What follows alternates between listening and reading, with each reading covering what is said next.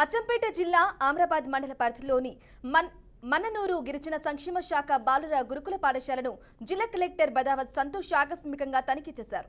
గురుకుల పాఠశాలలో విద్యార్థుల సమస్యలు, ఏర్పాట్లపై ఆరా తీశారు. విద్యార్థుల వివరాలను కలెక్టర్ ఉపాధ్యాయులను అడిగి తెలుసుకున్నారు.